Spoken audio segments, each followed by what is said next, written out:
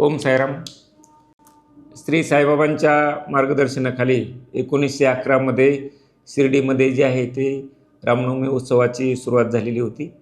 श्री साईबाबा संस्थानच्या वतीने यावर्षी 115वा रामनवमी उत्सव जो आहे तो साजरा करण्यात येत आहे. बाबांच्या कालावधीमध्ये हा उत्सव सुरू झालेला असल्यामुळं या उत्सवाला अत्यंत महत्त्व आहे.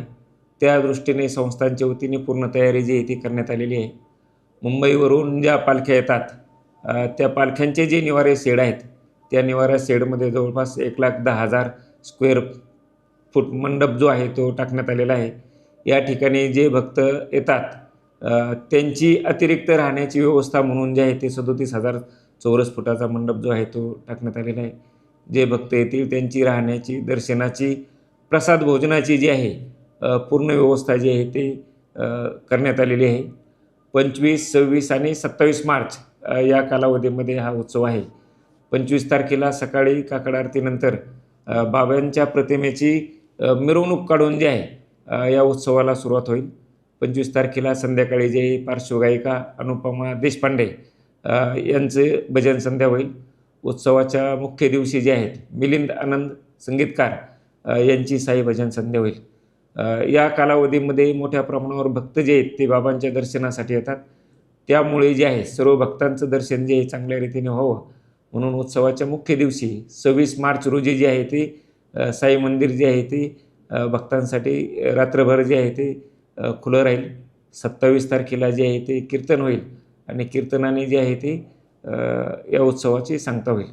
उत्सवासाठी जे आहे ते प्रसादालयामध्ये सर्व भक्तांसाठी प्रसाद भोजनाची व्यवस्था जी करण्यात आलेली आहे. तिन्ही दिवस जे आहे ते वेगवेगळ्या स्वीट्स जे आहेत गोड पदार्थ जे ठेवण्यात आलेले आहेत. त्याचप्रमाणे दर्शनानंतर बुंदी प्रसाद वाटप, त्यानंतर भक्तांना लाडू प्रसाद वाटप जे आहे ही व्यवस्था जी आहे ती नेहमीप्रमाणे जी आहे ती सुरू ठेवण्यात आलेली आहे. सर्व साई भक्तांना मी या निमित्तानं आवाहन करतो की आपण या उत्सवामध्ये यावं, बाबांचे दर्शन घ्यावं आणि बाबांचे आशीर्वाद जे आहेत ते आपण घ्यावे. उत्सवामध्ये मोठ्या प्रमाणावर साई भक्त जे आहेत ते सहभागी होतात. त्यामुळे या ठिकाणी कोणताही अनुचित प्रकार घडू नये म्हणून माननीय पोलीस अधीक्षक यांच्याकडून जे आहे ते अतिरिक्त पोलीस बंदोबस्त जो आहे तो त्यांनी दिलेला आहे.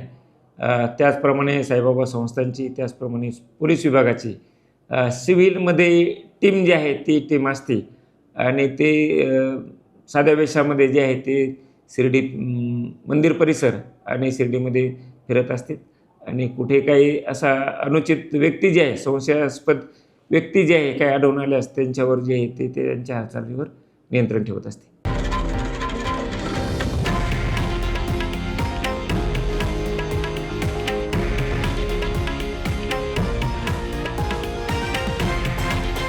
हे आहे देशातील नंबर 1 न्यूज नेटवर्क आणि आपण पाहत आहात TV9 मराठी, एकमेव.